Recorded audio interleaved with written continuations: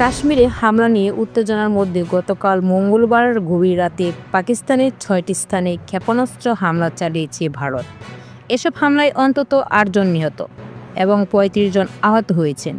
এই জবাবে রাতে পাল্টা হামলা চালিয়েছে পাকিস্তান সেনাবাহিনী দাবি করেছেন তারা হামলায় অংশ নেওয়া ভারতের ৫টি জঙ্গি বিমান ভূপাতিত করেছে। কাশ্মীরে ভারতের সেনাবাহিনীর একটি ব্রিগেডের সদর দপ্তর ও তল্লাশি চৌকিও গুঁড়িয়ে দেওয়ার দাবি করেছেন তারা। ভারতের সেনাবাহিনী বলেছেন কাশ্মীরে পাকিস্তানি সেনাদের ছোড়া গোলার আঘাতে ৩ জন বেসামরিক নাগরিক নিহত হয়েছেন।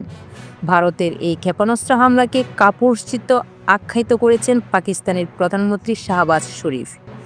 এর সমুচিত জবাব দেওয়ার ঘোষণা দিয়েছেন তিনি।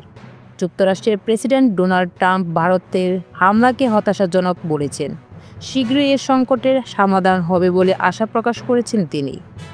সংঘাতপূর্ণ এই পরিস্থিতি নিয়ে গভীর উদ্বেগ জানিয়েছেন জাতিসংঘের মহাসচিব অ্যান্টোনিও গুতেরেস। ভারত ও পাকিস্তানের মধ্যে যুদ্ধ বিশ্ব নিতে পারবে না বলে সতর্ক করেছেন তিনি।